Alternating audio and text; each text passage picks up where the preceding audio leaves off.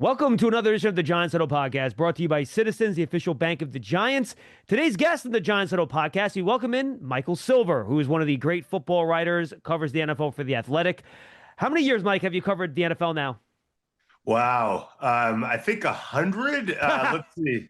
I started covering the 49ers in 1989 for the now defunct Sacramento Union. But actually, before that, in 88, I was out. I'd been an intern at Newsday in the summer after I got out of college at Cal.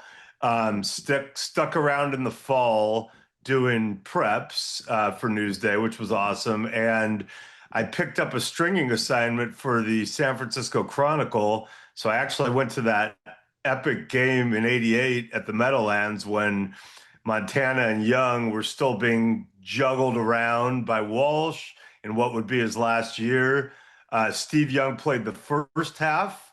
Montana played the second half. Phil Simms led the Giants down to what looked like a game-winning touchdown very late. And then Montana threw this beautiful ball to the right sideline. Two Giant defensive backs collided as Jerry Rice made the catch and went 78 yards for a game-winning touchdown, which added to the legend of Montana. So, yeah, I've been really, really lucky. Been to that was at the old stadium. Been to a lot of cool games since, including in your neck of the woods. So when you were at Newsday, was Glauber there yet, or no? Glauber was there. It was an Nice. epic lineup. Peter King was there, though I Oh, that's right. never interacted with him. But I had some incredible assignments. I got to do the Empire State Games in Syracuse. Did a Yankee sidebar. Covered I guess an IndyCar race they had in the parking lot at the Meadowlands, basically. All sorts of really cool stuff. And yeah, and the crew on preps was also very distinguished. We had AJ Benza in that group, Wow. the legendary Greg Sarah, among others. That is fantastic. All right. So Mike's joining us today in the Hack and Sack and Brilliant Health podcast. They will keep getting better because he has a new book. They came out at the end of 24, correct? Yeah, this came out last October, and it is a story of basically the Shanahan McVay coaching crew, which includes so many others. The main characters in this book include Mike McDaniel, Raheem Morris, Matt LaFleur, so five current NFL head coaches, but really starts with Mike Shanahan kind of rebuilding his career with Steve Young, who I mentioned, getting the 49ers rolling in the 90s, then going to Denver, doing it with Elway, adding outside zone into that schematic mix, and then that staff in the early 2010s with all five of these guys, among others, in Washington, where RG3 shows up as a raw rookie, and they end up transporting their entire system to run it out of the pistol and taking a league by storm. So, yeah, it's a really cool story about how football's evolved, about how this crew and their different mindset has played a huge role. But I don't want everyone to think it's just totally a high concept thing. There's tons of pettiness and rivalry and dirt all through it that will illuminate you as you go through it. Yeah, and the name of the book is The Why Is Everything, a Story of Football, Rivalry, and Revolution. This is when I would normally hold up the book, but I have it digitally, so I can't hold up the book. So I'm going to have to virtually. Oh, he's got it right there. See? Mike's Come holding on, up the book. He's come got the on. hard copy. I'm prepared. Yeah, and it's, Amazon or anything you want to click on will have it. Your bookstore should have it. It's a winner. If you love football, you'll be into it, and if you don't know football that well, I think it'll give you a sense of the bizarre world in which you and I and others traffic. Yeah, look, and the reason I wanted to talk to you, Mike, is because this coaching tree has sprouted so many roots through the league. You mentioned some of the names, throw Kevin O'Connell into the mix, throw Zach Taylor into the mix. There are so many guys that have come off of this tree. And I want to start here. Why did you choose the title that you did, specifically the Why Is Everything? And why did you want to start with that when it comes to this group of coaches? That's a good question. I mean, honestly, I kind of lost the battle with my publisher, my agent, and others. But I think you hear the term the why, and it just keeps coming up when you talk to these people, and it really represents the revolution that has taken place during my time covering football that they've been at the forefront of. So for so long, football coaches were kind of like, we do it because it works. We do it because that's the way it's been done. Don't ask questions. Just do what we say. And if there was an overall theory behind what they were doing, as opposed to just coming up with plays and picking them off a menu, it was not conveyed to the people executing it. And that's the way they liked it. This group, everything is an ecosystem and everything is based off, I know your rules. I'm going to try to exploit them this way. I'm anticipating your counter move. We have an answer if you do that. It's not infallible, but that's the mentality. And everything is open to being questioned, and creative solutions can come up on the fly. But their rule with each other is you have to be able to tell me the why. You have to be able to explain to me why you want this play in the game plan. What is the larger purpose of it in the context of everything that we do and that we are? And then you also need to be able to explain that to the players, not just if they ask, but hey, receivers, we tell you to go 7.5 steps with your shoulder pointed this way and then turn every single time you run this route and hear this call. This is why we're doing that. We're setting them up for this, or it makes this other thing work. And so they have found that that's kind of a cooler way to operate. And I think, shorthand version of that is the scientists are overtaking the meatheads, and these guys are at the forefront. Yeah, and look, and I think you kind of brought up there to me what makes this group different. So many times throughout the NFL, and we've seen it, Mike, it's all cyclical, right? Defense starts doing one thing, offense reacts, they do another. And the defense reacts to that, they do another. In a lot of ways, this McVay system wasn't a response to the great Pete Carroll cover three systems in Seattle. Everyone started running cover three. This system figured out a way to beat that sort of stuff. But I think what impresses me the most about this group, and I think we've seen it with McVay in terms of how he's changed his run game. We've seen Kyle Shanahan, that since he's changed quarterbacks with Purdy, he's altered his offense a little bit. These guys are not static in their system. And, it used to be with his dad, Mike, all the outside zone stuff, right? McVay doesn't even run outside zone anymore. Their ability and willingness to adjust their philosophy, I think, sets them apart from some other coaches in the past that had a single way of doing things, and that's what they were going to do come hell or high water. Yeah, and it aligns with this era as rookie quarterbacks are thrown in right away. So that RG3 example is a classic example. Yep. He had only run things out of the pistol at Baylor, and obviously they were going to have to play him, and he was a transcendent talent. And so instead of saying RG3, we're going to make you learn our offense, and they were like, hey, how do we keep the essence of our offense, but adjust it so that he can run it? And it was a very hard endeavor that involved a lot of, backwards thinking. And we get into that in terms of the number says you go this way, but now we have to actually have the other side of the line blocked this way because the zone read, they figured all that out, and the rest of the league really didn't. So you're right. It's, the first thing is we're not just going to force a player to, run it the way we've always run it for the sake of, our system. We will make our system pliable. But yeah, it is, it is ever evolving. And, you mentioned McVay, Kyle Shanahan. This is a group that is constantly evolving vis-a-vis each other. There's actually, you mentioned the cover three.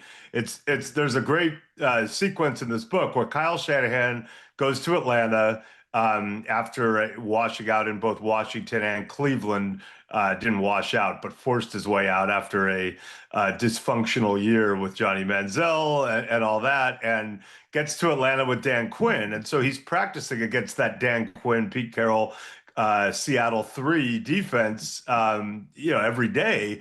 And Kyle figures out their rules and figures out how to break the rules. And there's an example of a game in Seattle where the Falcons make them follow their rules and get a tight end running wide open down the middle of the field. And Richard Sherman and the other guys on the Seahawks defense are screaming at each other and screaming at their coaches because the system doesn't allow them to cover that route. And Kyle has figured it out.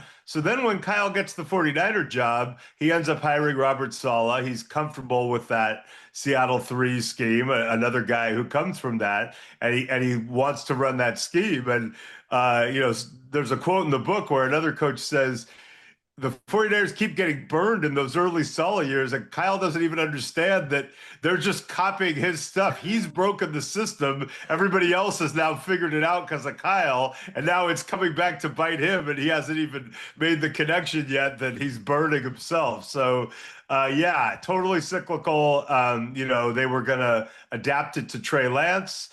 That's a whole debacle that we cover. But, how do you survive using 3 1s to take someone 3 overall and having him not be a good NFL player?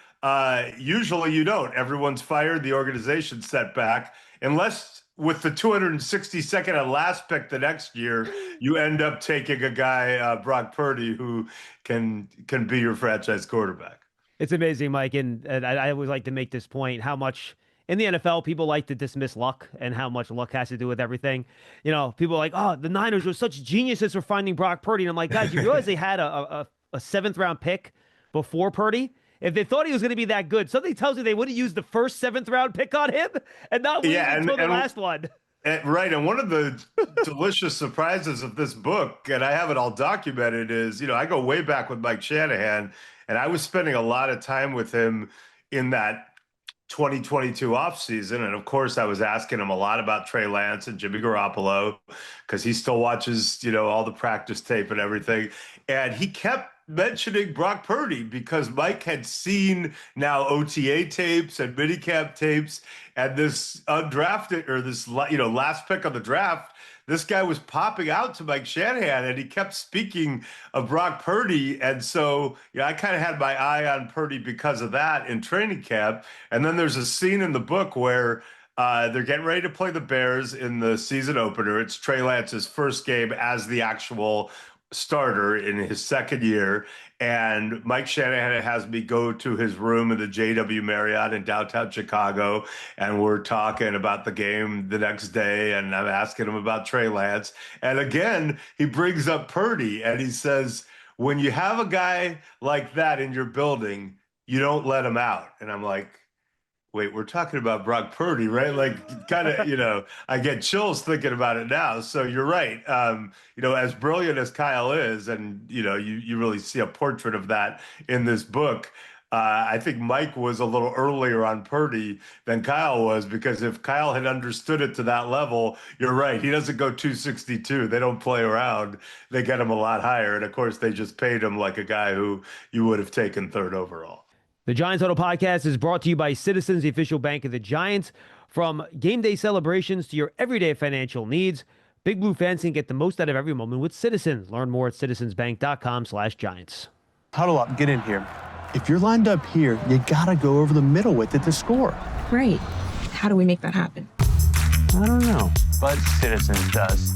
Make sense of your money with Citizens, official bank of Eli Manning. And very well deserving, by the way. He's an excellent quarterback. You mentioned Raheem Morris. He's kind of the sore thumb in this because he's a defensive guy.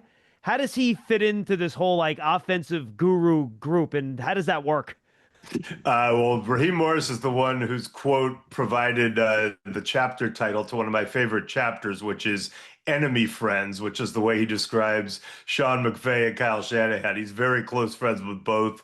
They're not like that with each other. They a lot of respect and a lot of history, but Raheem would be a common denominator. But it's interesting you mentioned that because he was a young coach in Tampa, very young. Had some early success following John Gruden, and then was fired after 3 seasons. And it took him a long time to get that second opportunity. And he did establish himself as a great defensive coordinator. But one of the things that happens in the book is that Kyle, after his first year in Atlanta, is looking for a receivers coach to replace Terry Robisky. And Dan Quinn has asked Raheem, hey, can you vet some candidates for me? And Raheem at one point says to Quinn, these guys, a couple of these guys are really good, but Kyle doesn't necessarily need a classic receivers coach. He knows the position so well. He just needs a guy who understands him and what he wants and how he communicates and can communicate it to the players. And Dan kind of goes, huh? And then Raheem's at a mall a few hours later, and Dan calls him and goes, what about you? And Raheem's like, huh?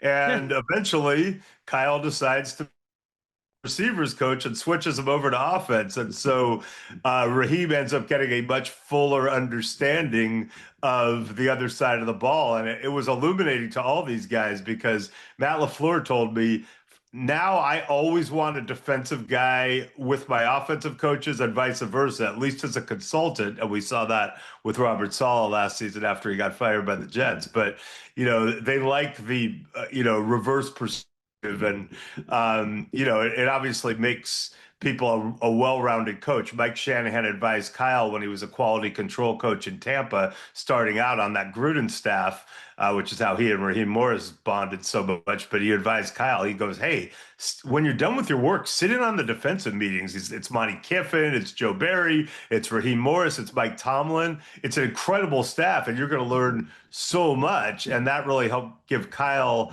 a sense of the defensive side of the ball. There are other examples in here, like Bobby Slowick on that Washington staff as a defensive coach. They end up moving him over to offense in San Francisco, and then he goes on to become the Texans offensive coordinator in that CJ Stroud rookie season. So, but yeah, Raheem to me is an incredible character. He's really, really open about his development and maturity. He's very funny. It gives you a really good portrait of him. And then, of course, Mike McDaniel. I mean, I just hate sharing him with the world now, when he's mic'd up and doing his thing. But I started taping Mike McDaniel, I think, as far back as 2018. I've known him a long time. And, it was fun when no one knew who he was because he's always been that out there and that funny and that brilliant. And his story is so unlikely from the start, in terms of ending up as an NFL head coach.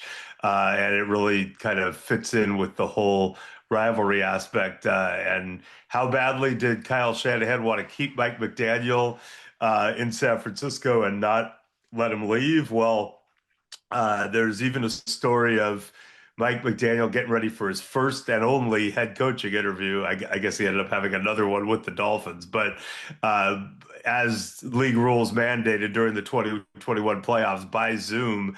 And he's got Niners are in the playoffs. He's got to time it up to practice and all that. And mysteriously, the Niners practice schedule keeps changing like 3 separate times, I think. And he has to keep calling the Dolphins back and messing up the schedule. And, in Mike's view, that's Kyle just trying to, make it harder. And the Dolphins, it kind of backfired because the Dolphins decision makers were like, he must really want to keep this guy. Like, he must be pretty good.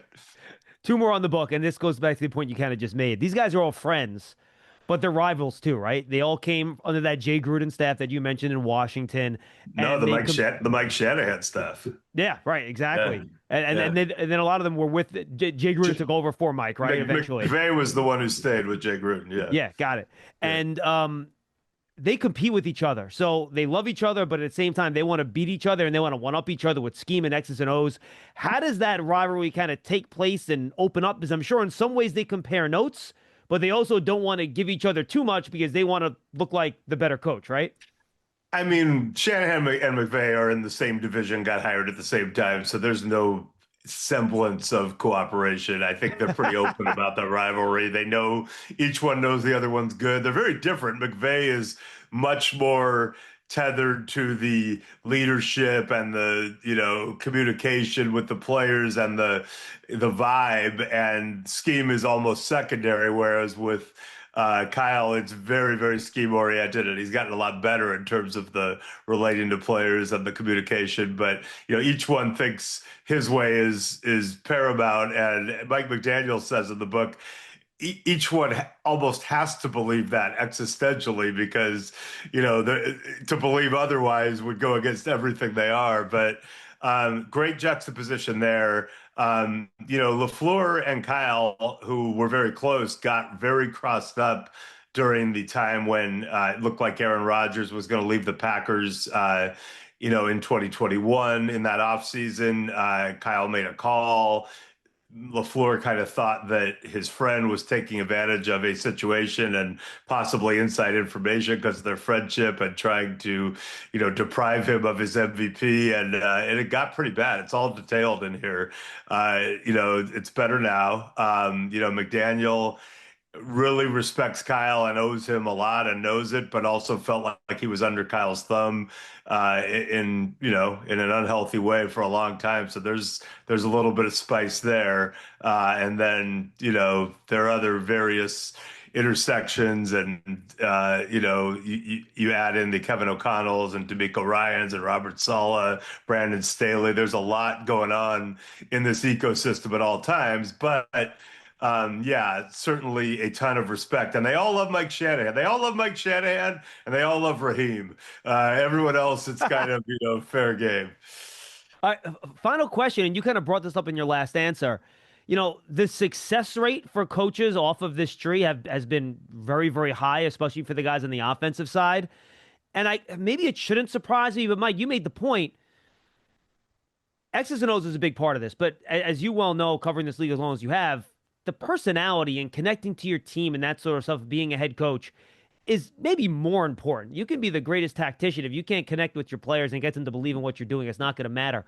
Why do you think, Michael, the guys from this tree have all been able to figure out maybe their own way of doing things that's maybe a little bit different from each other, but all have seemed to work in terms of them connecting with their players?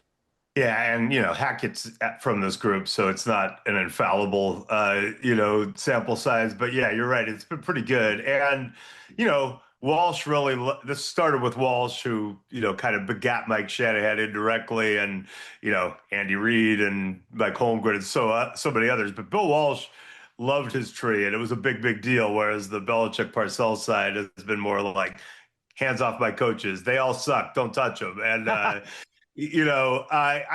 just think, for one thing, it does go back to what I said earlier. They take a lot of pride in being able to explain why they're asking their players to do certain things and then show why it'll work. And so there are different ways to communicate and create that culture. And with McVay, sometimes it sounds like a TED Talk and all that. Whereas with Kyle, it's much more using video. Like, look, this dude, this DB is going to get caught right here. We're going to make his head spin. He's not going to know, what the bleep just happened. And, you're going to take it to the house. And, it gets people fired up because of what he's showing them, his plan is. But yeah, I think part of it is just being, valuing the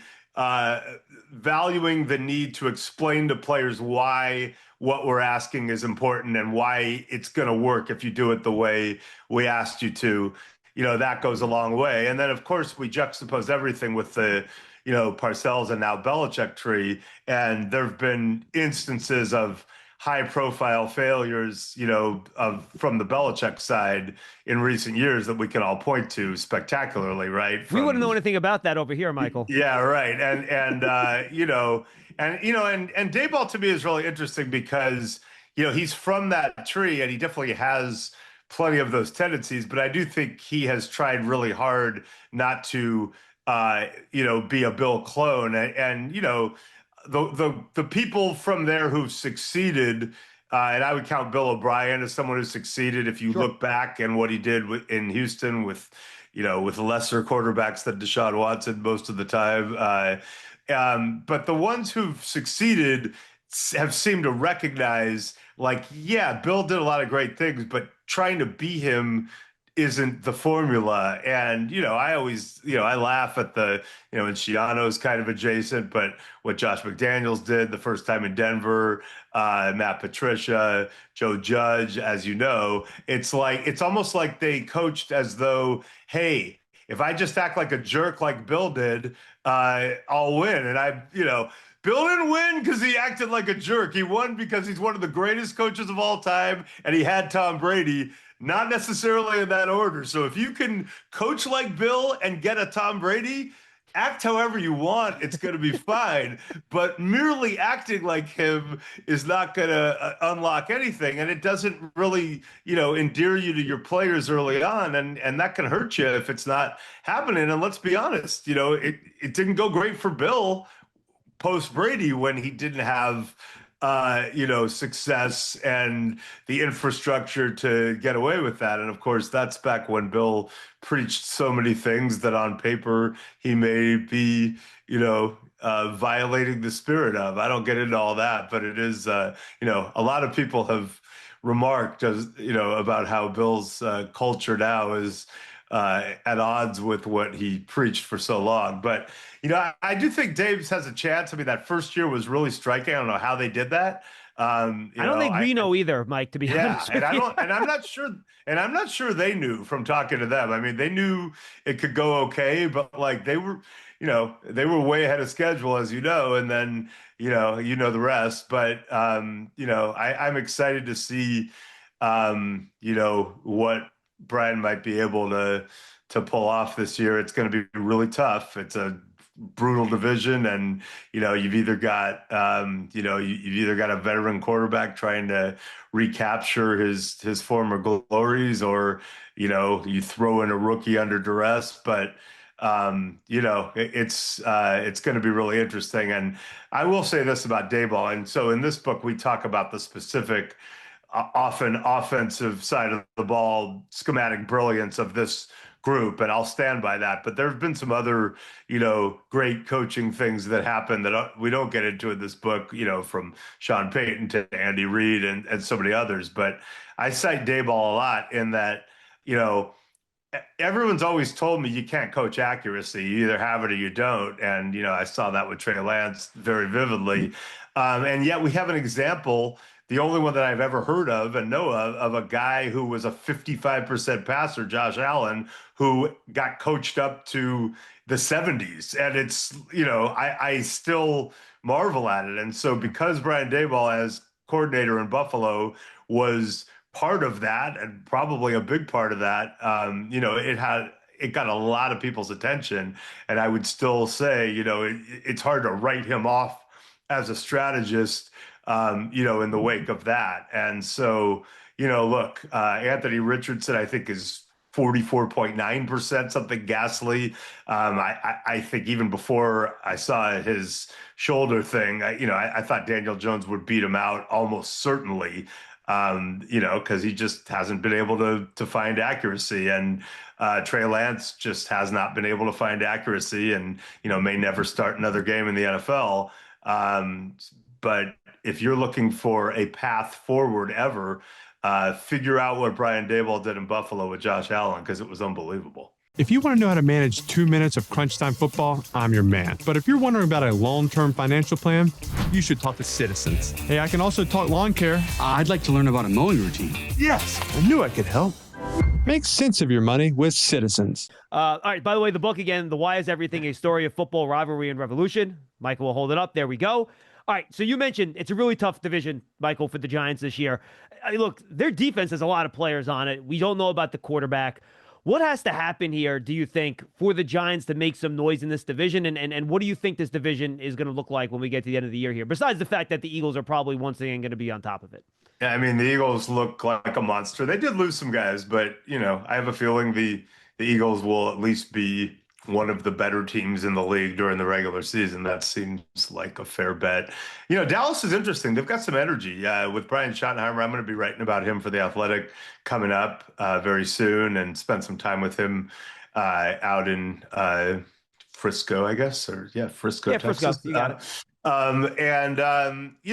There is a vibe there. On paper, not sure if they've got the juice to make a run at the Eagles, but they're into it at least. They think something's going on. And then obviously Washington, you've got the young quarterback who, I thought C.J. Stroud the year before was kind of transcended. And then I'm like, wait, I think Jaden Daniels' rookie year was even more striking. Dan Quinn, another guy who is, very familiar with this crew, just a really positive guy who establishes a great culture. So, they look like a team that could be right in that mix. So I think, the Giants are going to have to win close games. They're going to have to, they've got those three guys on the edge. You may get them all on the field at times. You may have a rotation at times, but, they're going to have to make some plays on defense fueled by a furious pass rush, which I see a path to, and then, just figure out a way to be efficient offensively and be really timely. Ideally get the running game going a little bit. I shouldn't even mention that. Giants fans don't want to hear me talking about the running game and the Eagles. It's too soon, man. I mean, like, what's a Giants fan doing on Super Sunday? Like, stabbing their hand with a, fork and like, calling up like Hard Knocks clips and, throwing their iPad like a frisbee. And it's not a good subject. But listen, every season is different. The hardest thing for me, and I've been doing this now, this will be year 36, I guess. I can look at teams on paper, I can look at who they have, I can look at who the coaches are, but chemistry in football is really hard to quantify. It's not like other sports. You're asking yourself and people around you to do insane things, let your arm bend back 270 degrees to make a play, and, stuff that is not rational. And so if there's a feeling there, whether it's your coaches or the people around you or some larger vibe and purpose, sometimes that can propel teams a long way. And it's really, really hard to quantify and to know. And so I'll try to go to some training camps and vibe it out the best I can. But the cool thing about pro football is that really is year to year, and you really don't know. All right, two more for Michael Silver before we say goodbye. We appreciate the time today. And again, go check out his book. He had a lot of great stories in there. There's even more if you go read the book. It really is good. I always like to ask Michael, the AFC, we kind of know what the good teams are going to be. Just look who the quarterbacks are and what teams they're on, and those teams are probably going to be good, right? NFC is a little bit more wide open. You don't have that same level of quarterback play in the NFC. Are there any teams in the NFC that you think are either going to be a lot better than maybe some people think, and others that maybe had been good, but you think might take a step back? Great question. And look, statistically, over at least 25 years, maybe longer, there's a 50% turnover in the playoffs. And I agree with you on the AFC. It seems more predictable now. But history tells us there's going to be a lot of shuffling. And part of that is the draft, all the communist stuff. You can see my shirt making fun of Cal and representing representing the hammer and the sickle. But you are in San Francisco. It makes sense. Yeah, I mean, I went to Cal. What are you gonna do? But yeah, I did write a column when I was at Yahoo during the lockout in 2011, talking about how the NFL has a lot of communist properties, and it's a long conversation, and I would stand by that. But yeah, that whole worst shall be first thing. And so the first thing I would say is I was with an NFL offensive coordinator drinking beers the other night, and he asked me how I thought the 49ers were going to do, and he was skeptical about their chances. And I said, have you seen their schedule? And he kind of rolled his eyes like, dude, which is true. You don't know really who's going to be good. It's hard to just look at a schedule. So I go, okay, well, I'm just going to read all 17 in order. And I read it to him, and he was like, his mouth was dropping, and he's like, they could go 11-6 playing bad according to that schedule, So yeah. So in other words, it's the exact opposite of the Giants' schedule when they're playing like every single playoff team and good quarterback from last year. And we don't know, we don't know if a game against the Titans or the Saints is going to be a walkover like it seems, but could be. Yeah. So let's look at the NFC. I do think the Falcons have some potential to pop. Part of it's my faith in Raheem Morris, and just, they were. Penix showed me, remember that fourth down pass to extend that game against Washington with the playoffs on the line, that night game? He had two of them, but one of them he just threaded in there. I was like, oh, whoa, I see it with him. So, whereas with McCarthy, I haven't seen it. So I'm a little bit more skeptical about the Vikings. So, yeah, I do think the Falcons could be a team that is surprising. And, hate myself for saying this, but maybe the Cowboys. I'm going to try to honor the vibe there, and I could be totally mistaken. And then you look at the AFC, and you're like, yeah, is there going to be someone who kind of pops out, and gives you because Denver kind of did that last year. Yeah. Cleveland did it the year before. There's some usual suspects. I'm really though intrigued by these Steelers for sure now, especially. I want to see exactly how that plays out, and hopefully they are right there in that mix just to make it more fun. Yeah, I think that will be fun. All right, Michael, final question for you. You've been doing this a long time. I've been with the Giants since 2007. Nice. And we've seen NFL teams develop young quarterbacks in a million different ways. And there's no one way that, all right, this is the only way to do it. This always works. We've seen it work where guys sit. We've seen it work where guys get thrown in right away. The Giants are going to go through this issue with Jackson Dart. When is he going to be ready? When do you get him in there? How do you think, based on all your experience talking to all these offensive coaches and stuff, what's the best way to handle these young quarterbacks? Or is it really so individualized to the player, there's no way to talk about it in general? I mean, I come from an earlier era where almost everyone struggled as a rookie when they did play, and a lot of guys waited, and it had good results. And I could certainly point to some examples, even to this era, where waiting was better. Mahomes got basically the first year. I mean, looking back, it's like, really? But still, it seemed to help. Rodgers obviously got the 3 years. That's Jordan probably Love, too right? long. And then Jordan Love, although, yeah, I wouldn't. The notion that it's like Favre, Rodgers, Jordan. I mean, we'll No, he see. isn't there yet. He's not there yet. No, no, no. He's not close, but he's doing okay. And so I do think ideally you don't want to throw him in. And Marino was an anomaly, but look, Matt Ryan was an anomaly. Kind of Flacco was pretty good. Stroud was really good, and now Daniels was really good. So I don't want to be that guy completely, but I think ideally, you are playing Russell Wilson, and you have Jameis too. So if it ends up being Wilson, Jameis, Dart, in my opinion, try to see what you have with your vets, because Jameis has done a lot of really cool things too. The only caveat is, players know. So Yeah, you're right.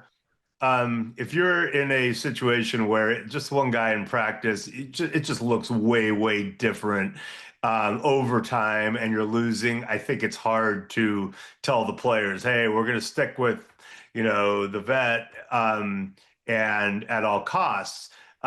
You do have more credibility when it's Russell. He's a Super Bowl winner, very, very decorated player, almost won second Super Bowl, and so what I don't like is when you say we're going to stick with the veteran no matter what, and then it's like he has one bad game or you lose a couple and you freak out and just put the rookie in. Right. I don't think that serves anybody well. I think you try to stick with the veteran, but sometimes, I mean, look, here's the all-time example.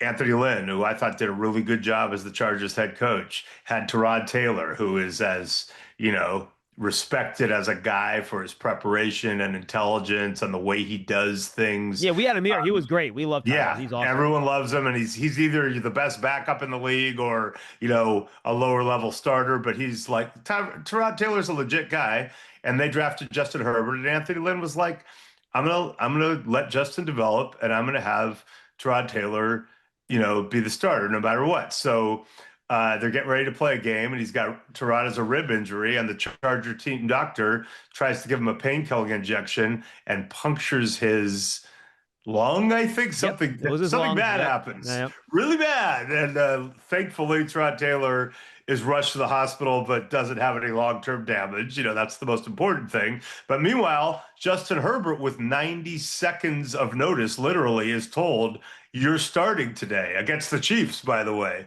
And, whoa, and he gets thrown in, and the kid plays really, really well. They almost win.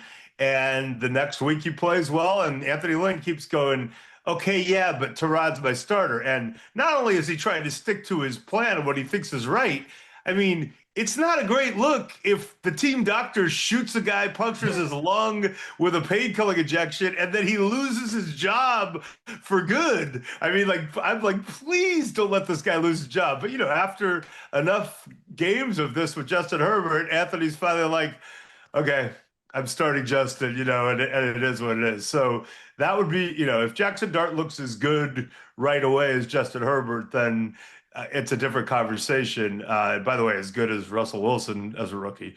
But Yeah. yeah, I hope for the Giants' sake that it's Russell, and then I hope if they need a stopgap or a fill-in for injury or for some reason a longer-term solution during the season, I hope they would give Jameis a fair look because he's pretty good. And I think they would. All right, Michael, anything else about the book you want the people to know, or anything else you're up to that you're doing that you want the people to know about? The floor is all yours. The Why is Everything, a story of football, rivalry, and revolution, available everywhere. I think you'll love it. And yeah, no, I'm going to write a couple more pieces for The Athletic. I'm going to try to hide out a little bit, and then I'm going to hit the camp circuit hard. Maybe I'll be hanging out with you and Maddie Burke on the sidelines, checking out the quarterback follies. We'll have to see how the schedule shakes out. Were you at the London game in '07, your first year? I was at the London game in '07. Yeah, I was. The great Cleo Lemon Eli Manning duel with Eli Manning with the scramble for the touchdown, baby. Never thought I was seeing a Super Bowl champion, in progress. But That was an ugly game, man. That was an ugly game. It was. That was the first game in London at the old Wembley, and I have not been back. And I really hoping I end that streak this year for The Athletic, working on it. But that was just such a cool. Spent the whole week out there, and that was really really cool. So, all right. Well, thank you for having me, and The Why is Everything, available everywhere. From The Athletic, Michael Silver. Mike, we appreciate the time. Thanks so much. Thanks a lot. That's Mike Silver from The Athletic. Make sure you go check out his new book, The Why is Everything, a story of football, rivalry, and revolution. Great stuff from Mike. Thank you for being with us in the Giants Huddle podcast, brought to you by Citizens, the official bank of the Giants. Coming to you from our podcast studio, presented by Hackensack Meridian Health. Keep getting better. For Mike Silver, I'm John Schmeelk. We'll see you next time.